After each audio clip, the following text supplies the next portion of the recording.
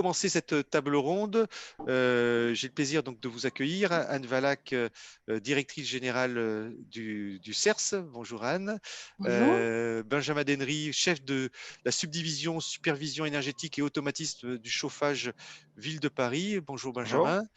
Alexis Pérez, chef de projet direction innovation Certivea. Bonjour. Bonjour Alexis. Alors, quelles obligations des maîtres d'ouvrage? Quel retour sur investissement? Quel impact du pilotage et de la maintenance sur les économies d'énergie? Alors, sans oublier la montée nécessaire en compétences des équipes. Voilà, bon, il y a plein de sujets autour de la rénovation énergétique des bâtiments tertiaires. Alors, peut-être pour rentrer dans ce vif du sujet, Anne, vous pouvez nous faire un petit tour de contexte, peut-être. Oui, merci et bonjour à tous. C'est vrai qu'on entend beaucoup parler de logement en ce moment avec MaPrimeRénov', mais la question de la rénovation des bâtiments tertiaires est une question particulièrement importante, parce que nous avons un parc de bâtiments tertiaires très important. Et puis, une réglementation aussi qui évolue beaucoup en ce moment, notamment, on va en prendre trois aspects. Le premier, c'est la réglementation issue de la loi Elan, qui est la parution du décret tertiaire, qui pose des objectifs de rénovation des bâtiments tertiaires de 40% en 2030, 50% en 2040 et 60% d'économie d'énergie en 2050. Donc ça, c'est important. Il y a déjà un arrêté qui est paru au mois d'avril, un prochain, le dernier, qui doit bientôt paraître, et sur lequel le CERS, avec ses adhérents, travaille dans proximité avec l'administration, parce que nos adhérents, d'ailleurs, vous en entendrez un en fin de matinée sur le sujet, ont pu apporter leur retour d'expérience sur tous ces chantiers qu'ils réalisent au quotidien dans les bâtiments tertiaires, et donc apporter les solutions les plus pertinentes sur la rénovation de ces bâtiments et les économies d'énergie que l'on peut atteindre.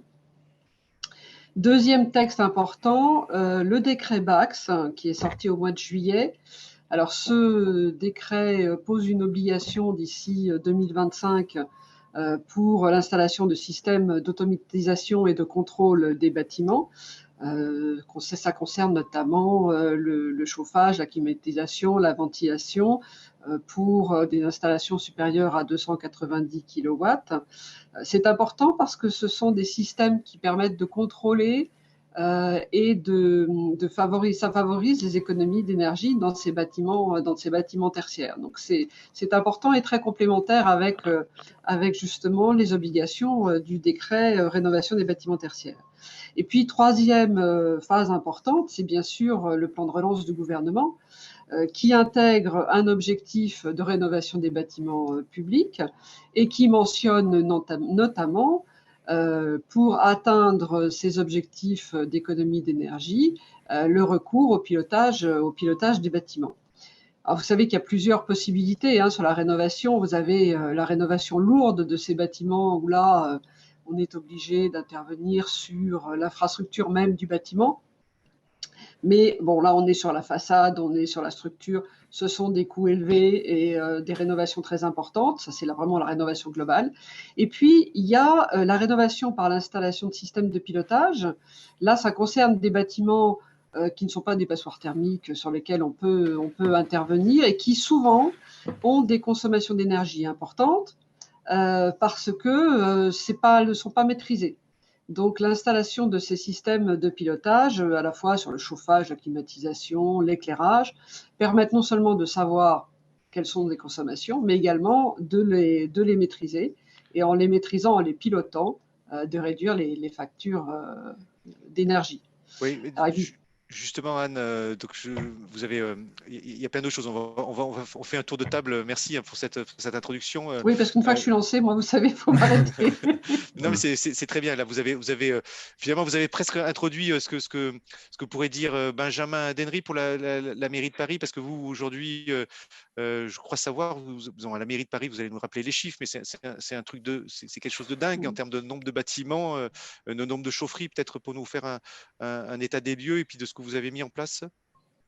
Tout à fait. Alors effectivement, la ville de Paris est une ville un peu particulière de par sa taille, effectivement. Donc la ville de Paris, elle est composée de 3900 bâtiments, dont la mairie a en gestion, donc tout ce qui est locaux de travail, mais aussi tout ce qui est ouvrages fonctionnels, donc crèche, piscine, mairie, gymnase, voilà, tout ce qui est destiné aussi au public. Et pour chauffer l'ensemble de ces bâtiments, nous avons en gestion, donc dans le service dans lequel je suis, à la ville de Paris, qui est le STEG, le service de chauffage, 2600 centres thermiques à maintenir, à faire évoluer. Et effectivement, pour continuer effectivement sur le sujet que Madame Valac a commencé à introduire, depuis 2016, nous mettons en place une hypervision, on pourrait même l'appeler hypervision, étant donné sa volumétrie, qui a pour vocation en fait de raccorder 1300 de nos plus gros centres thermiques, donc qui sont considérés centres thermiques réglementairement car supérieurs à 70 kW. Donc c'est un projet de très grande envergure. On en est là en 2020, on a atteint la moitié des objectifs. Le projet est toujours en cours, hein. Nous espérons pouvoir le terminer aux alentours de 2024-2025. À travers cette supervision, donc différents axes, c'est d'abord un outil d'aide à exploitation qui permet donc à nos exploitants, puisque environ la moitié des centres thermiques sont exploités par la ville, donc nous avons vraiment des équipes de maintenance, et l'autre moitié des centres thermiques sont exploités par des entreprises privées, donc sous contrat et avec nous. L'objectif, c'est de voir ce qui se passe à distance dans les chaufferies, comprendre comment elles fonctionnent, pouvoir régler, être proactif sur les alarmes et éviter le malheureux appel des occupants qui disent j'arrive le matin, il fait 14 et c'est une crèche et j'ai des enfants en bas âge.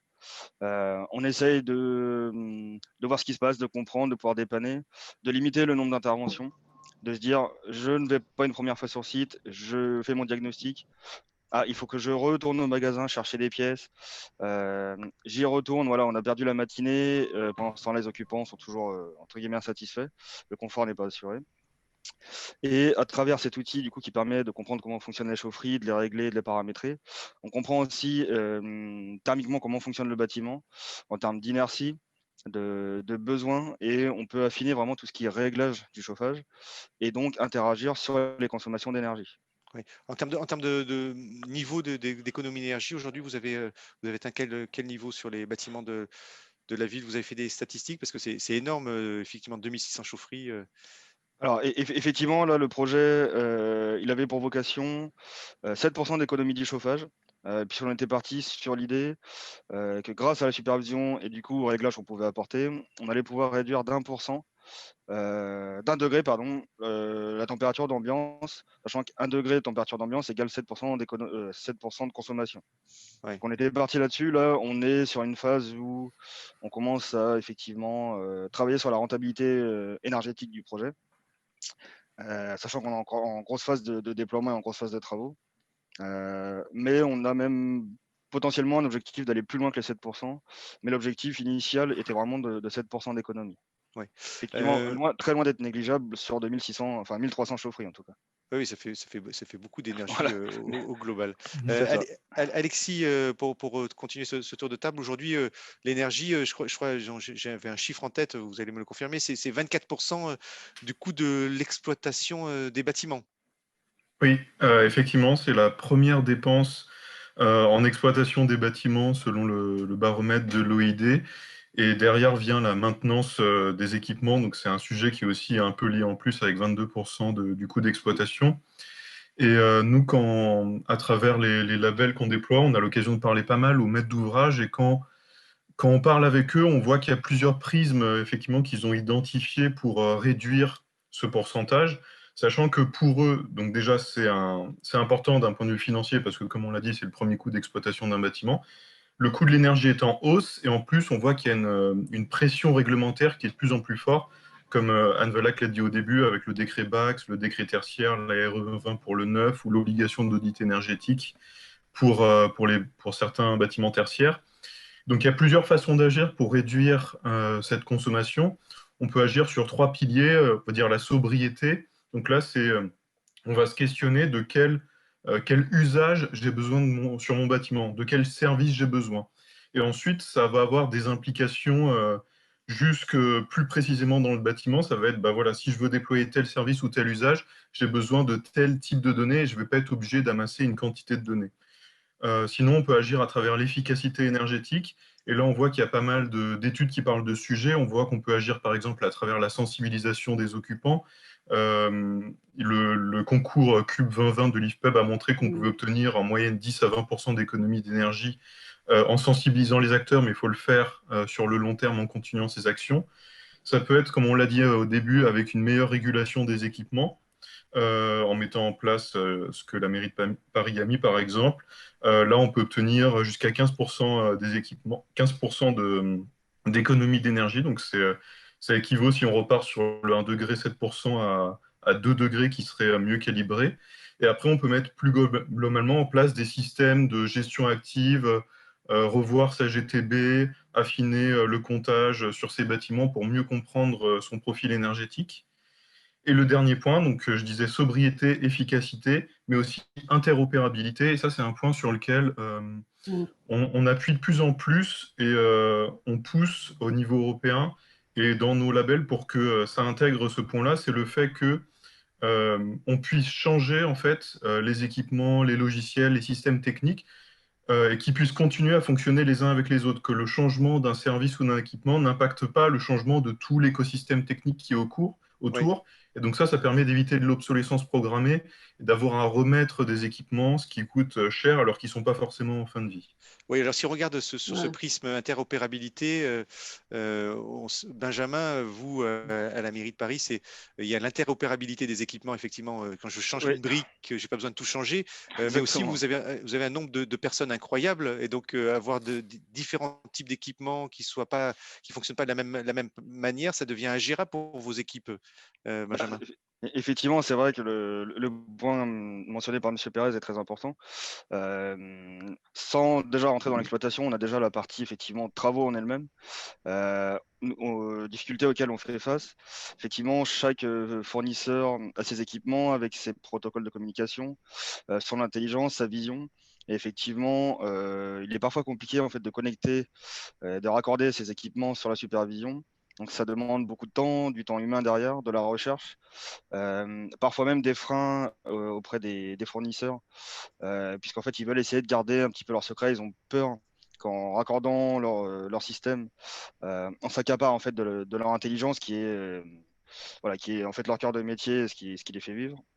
Ça effectivement c'est une difficulté. C'est la première difficulté, c'est la partie travaux.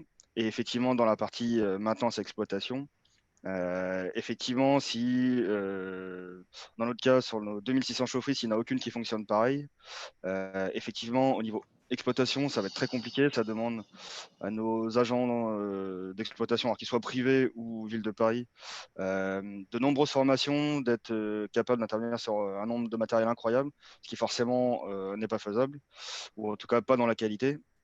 Et si on ne maintient pas ces équipements, bah effectivement, au bout d'un moment, il y a du vieillissement prématuré, des pannes prématurées, et qui occasionnent derrière de l'inconfort et de l'insatisfaction de la part des occupants des lieux, quoi. Effectivement.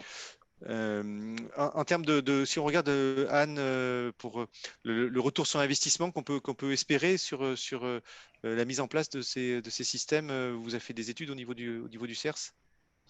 Oui, alors c'est assez variable, ça dépend de ce que l'on fait. Vous pouvez avoir, quand vous mettez de la détection de présence, par exemple, pour adapter les consommations de votre bâtiment à la présence des gens qui sont dedans et l'utilisation des locaux, vous avez des retours sur investissement en dessous de 3 ans qui sont assez rapides.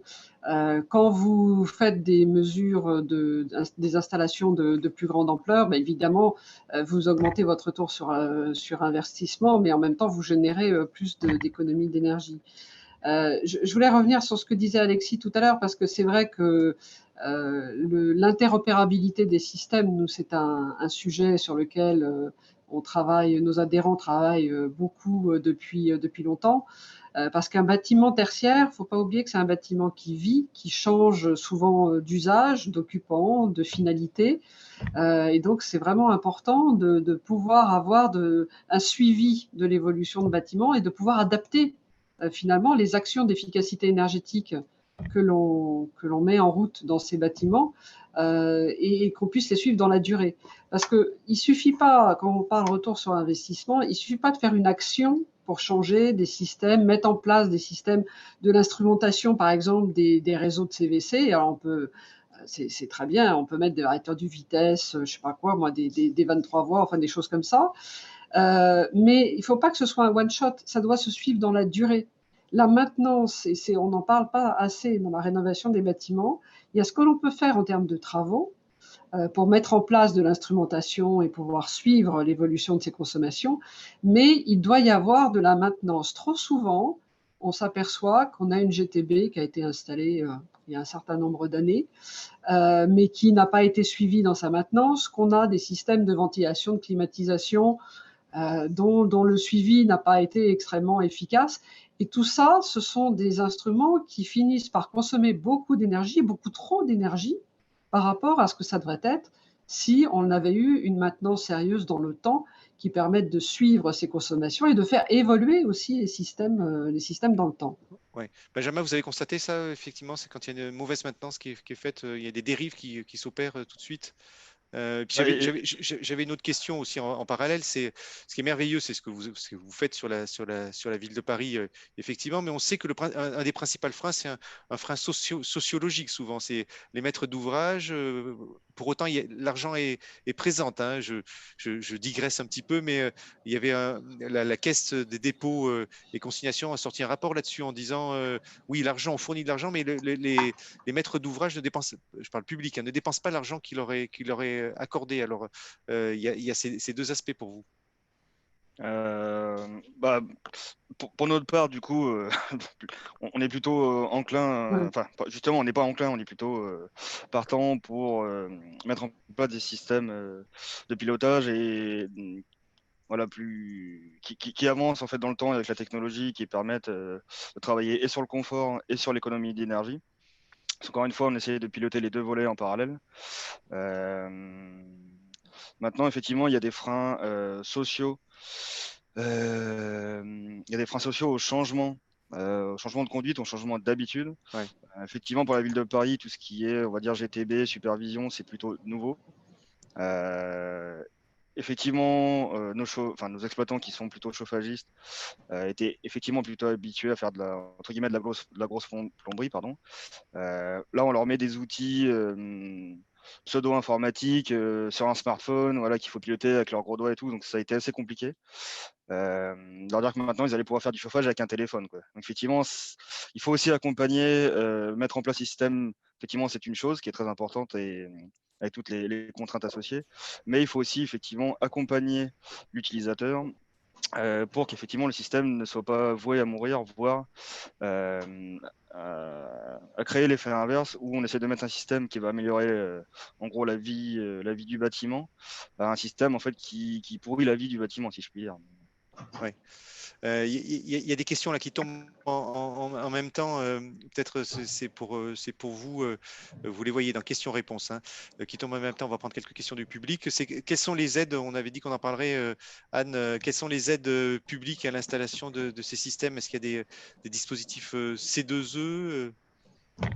Oui, il y a des fiches C2E hein, qui correspondent à l'installation des systèmes et en tant que CERS, d'ailleurs, nous avons avec nos adhérents élaboré une fiche C2E sur le sous-comptage des consommations parce que c'est finalement la première brique que nos maîtres d'ouvrage doivent utiliser. Il faut d'abord qu'ils sachent quelles sont les consommations du bâtiment par usage pour après pouvoir regarder avec les entreprises compétentes quelles sont les actions que l'on peut mener.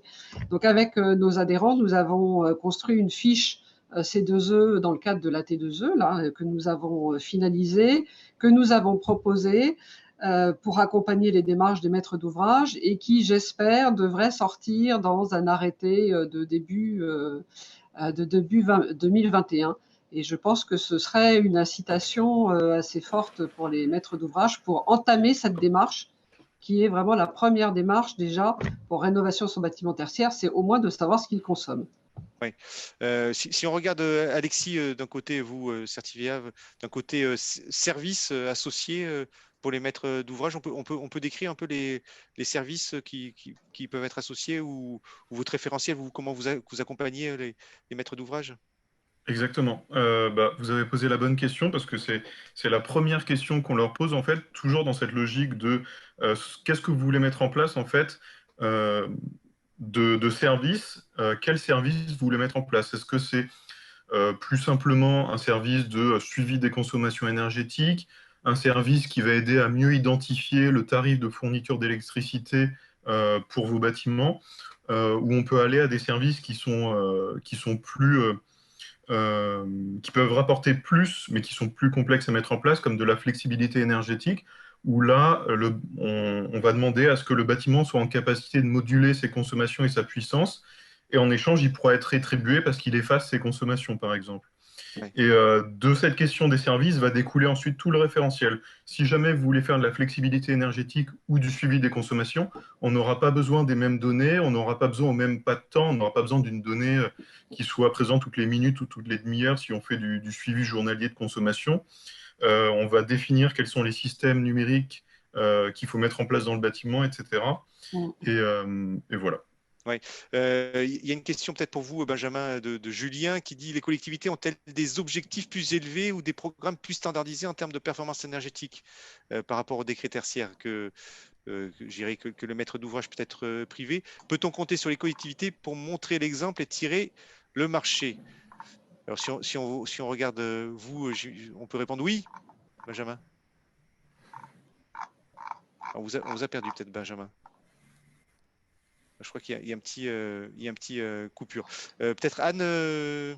Oui, enfin, la question, c'est d'accompagner effectivement les maîtres d'ouvrage parce que le plan de relance pose la rénovation des bâtiments tertiaires, mais on s'aperçoit, nous on avait mené une étude avec d'autres organisations professionnelles il y a quelques années, que nos collectivités, par exemple, puisque dans le plan de relance il y a une partie bâtiments publics, n'avaient pas une bonne connaissance de leur parc, de leur consommation. Donc, ce qu'il faut, c'est aussi les accompagner, leur donner des outils pour aller dans cette direction-là.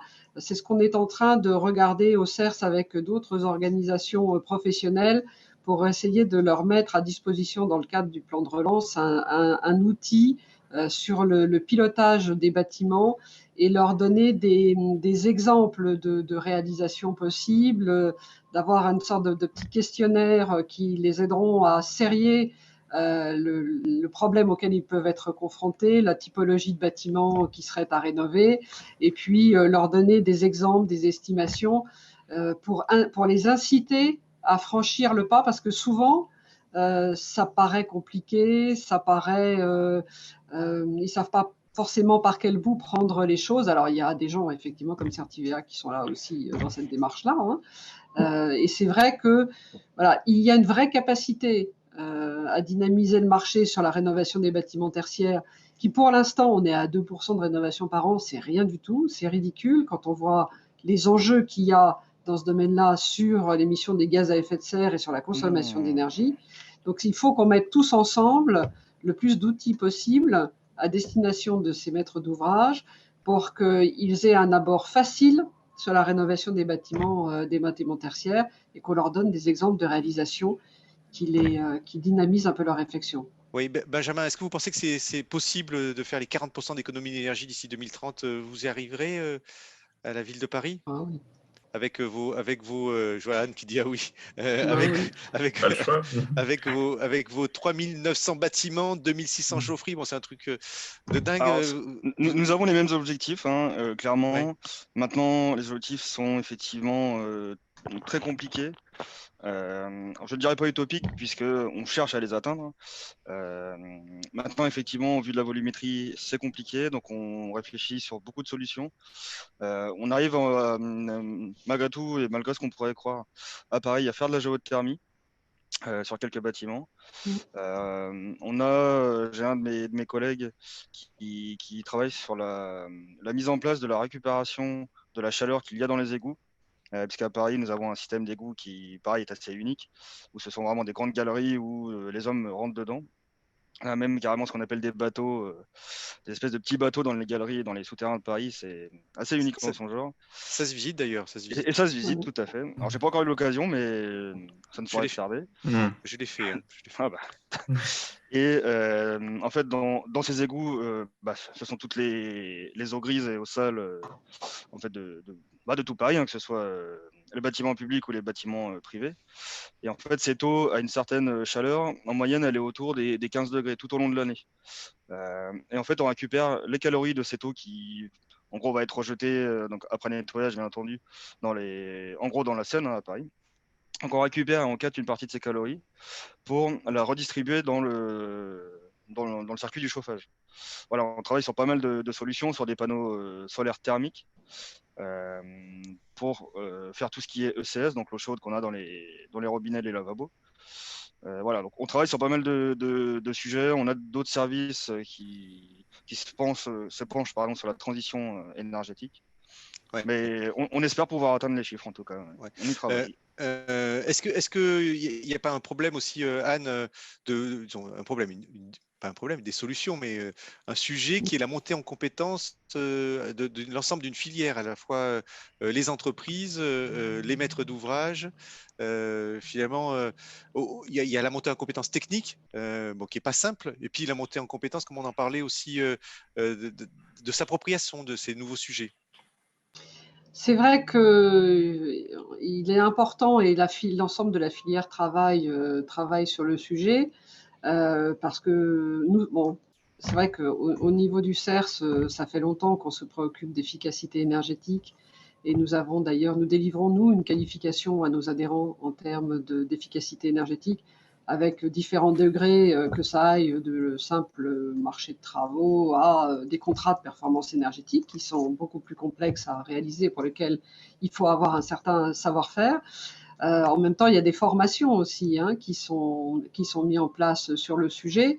Et c'est vrai que notamment nous travaillons aussi avec la FFIE qui est partenaire aussi du grand circuit, qui, je sais, travaille beaucoup aussi sur la montée en compétences de ses propres adhérents. Alors, ça concerne peut-être un peu plus les particuliers et petits tertiaires, mais pour faire évoluer et monter en compétences les intervenants. Alors, je sais que la mairie de Paris, si je ne me trompe, est bien accompagnée sur ces chaufferies. Mais ça, ce sont des très gros objets. L'exemple des chaufferies est intéressant parce que Paris, c'est un marché qui est très important, mais des chaufferies, il y en a partout, y compris dans des villes beaucoup plus Ouais. petites, des villes moyennes, et sur lesquelles l'exemple de Paris va être intéressant sur les résultats parce que ça montre bien ce que l'on peut obtenir quand on met en place des systèmes de pilotage, de régulation de ces chaufferies, adaptés bien évidemment à l'usage des bâtiments, à son occupation. Et nous travaillons et nos entreprises travaillent bien évidemment au quotidien pour faire évoluer les compétences de ces équipes. Et nous travaillons avec des organismes de formation aussi sur des programmes de formation pour les faire monter en compétences au fur et à mesure des technologies qui se développent. Oui, Benjamin, ce dont on parlait, c'est est-ce qu'il y a des communications, vous travaillez de manière conjointe avec d'autres collectivités pour échanger vos retours d'expérience et dire voilà, moi j'ai fait ça et donc toi tu peux peut-être le mettre en œuvre ou vous êtes plutôt en silo alors? On est plutôt en silo pour l'instant, mais effectivement, notre projet aussi commence à être connu effectivement à la ville de Paris. Alors, il existe d'autres supervisions à la ville de Paris, il n'y a pas que celle du chauffage. On a celle de tout ce qui est des égouts, grosso modo. Mais en termes voilà, de supervision sur les énergies, en fait, il n'y a que le service dans lequel je suis, puisque nous sommes les seuls à vraiment travailler sur l'énergie, en fait. Ouais. Est-ce que toutes les personnes sont capables d'utiliser la GTB parce que vous avez mis ça en place, on peut parler GTB un petit peu, mais Ouais. est-ce que tout le monde a été formé et est capable d'utiliser ce système? Alors, l'ensemble de nos agents, donc on a 150 agents d'exploitation, effectivement ont été formés. On a fait plusieurs vagues de formation. Le système a été mis en place en 2016, mais on en a encore fait une, par exemple, l'année dernière. Donc, en interne, on les fait en interne puisque nous, on maîtrisons le produit, nous le mettons en place. Et ça permet aussi d'avoir du dialogue avec nos équipes, de montrer qu'on est à leur écoute, qu'on met en place un système pour eux et pas juste pour être un peu tendance ou uniquement pour les consommations d'énergie. Voilà, donc oui, on fait des formations en interne et ils Ouais. sont tous capables maintenant d'utiliser la GTB. sans difficulté. Voilà, maintenant, ça y est, le produit a été mis en place. Alexis, quand on regarde est-ce qu'on a des chiffres? Là, je vois une question de Benjamin est-ce qu'il y a des chiffres sur les économies d'énergie liées uniquement au système GTB? Est-ce qu'on a des chiffres sur ces... Oui, effectivement, il y a un rapport du GIMELEC qui date de 2019 qui dit que en, euh, sur les systèmes actifs du bâtiment, enfin en mettant en place une GTB, on peut arriver de 30 à 60% d'économie d'énergie. Alors ce chiffre, il est très 30 à 60, la différence est assez importante parce que ça dépend pas mal, enfin déjà de la typologie du bâtiment en fonction de si c'est un établissement d'enseignement, plutôt un bâtiment de bureau, plutôt une plateforme logistique par exemple, on aura des économies d'énergie qui seront différentes. Et ça dépend aussi de ce qu'on met en place à côté. Là, il y a eu l'exemple des rénovations qui ont été faites en Allemagne où il y a plus de 300 milliards qui ont été investis. Et au final, on s'est rendu compte qu'il n'y avait pas eu de diminution des consommations parce qu'en agissant uniquement sur l'efficacité et pas sur également la sobriété énergétique, eh ben, les gens avaient des habitations qui étaient mieux isolées. Donc, du coup, ils ont augmenté le chauffage. Ils sont passés, je sais pas, de 19 à 21 ou 22 degrés. Et ça a totalement gommé les gains d'efficacité énergétique qui étaient investis dans la rénovation de ces bâtiments. Donc, on voit vraiment qu'il faut avoir une vision globale quand on rénove ou quand on met en place une politique énergétique. On doit penser efficacité, sensibilisation, sobriété et avoir un cadre structurant avec des gens, ça fait un peu le lien avec le sujet d'avant, qui sont formés et qui connaissent ces sujets. Ouais, c'est ce que vous décrivez, c'est l'effet rebond. C'est-à-dire que Exactement, ce que j'économise d'un côté, je le redépense de l'autre. tout à fait. Mais vous n'avez pas un discours de décroissance, Alexis. C'est une question. Est-ce qu'on peut pas finalement, ça peut être une question qu'on peut se poser, c'est-à-dire effectivement les économies que je réalise, qui sont des économies en euros, je les redépense comment, hein? C'est là que se pose cette question-là. D'ailleurs, au niveau de la ville de Paris, vous faites des économies et donc comment est-ce que vous réinjectez ces économies? Alors là, très honnêtement, je ne saurais pas répondre à la question. C'est un peu une question piège. Ouais, parce que Alexis, quand on dit pour éviter cet effet rebond, alors qu'est-ce qu'on peut faire? Par exemple, donc, ça va être là, c'est là où on voit que l'aspect dont on parlait avant, l'aspect accompagnement, l'aspect social, l'aspect explication aux occupants de comment ça fonctionne, enfin qu'il faut former à la fois les techniciens, évidemment les gens qui vont s'occuper des systèmes GTB, mais aussi des futurs occupants. Euh, il faut qu'ils soient conscients que en augmentant de plus ou moins de degrés, ça aura un impact, etc. Moi, je pense qu'il faut passer par la sensibilisation des personnes et de la sobriété, ce genre de choses, quoi. On ne peut pas faire uniquement de l'efficacité énergétique. Ouais, Anne, vous vouliez compléter? Oui, non, je réagis parce que la rénovation d'un bâtiment tertiaire, c'est global. Hein, il faut l'aborder de manière globale. C'est pas simplement je change les équipements et puis voilà, ça va aller mieux. D'abord, c'est un projet dans la durée. C'est pour ça que je parlais de la maintenance derrière. Et je sais que parmi mes adhérents, souvent sur ces projets-là, il y a un accompagnement avec notamment des réunions avec les occupants des bâtiments, par exemple si c'est un bâtiment de bureau, pour expliquer quelle est la démarche, ce que c'est que l'efficacité énergétique, ce que chacun dans son comportement peut avoir comme action sur le résultat. Justement, c'est de mettre en place toute cette démarche d'efficacité énergétique, d'amélioration du confort dans le bâtiment, mais il y a une responsabilité aussi individuelle d'accompagnement ici. Il faut accompagner non seulement le maître d'ouvrage, le client qui génère ces travaux, mais il faut aussi accompagner les gens qui vont utiliser ces bâtiments. Et c'est à ce moment-là, c'est là où ça marche, où ça fonctionne. Hein, mais nous avons vraiment une approche qui c'est pas du plug and play, hop, et puis on s'en va et terminé. C'est vraiment ce suivi dans la durée, mais le suivi des équipements et le suivi des occupants du bâtiment. Et quand vous arrivez à coupler tout ça, eh bien, vous pouvez arriver à maintenir des résultats dans la durée avec une plus grande efficacité. Voilà, du coup, ça sera le mot de la fin.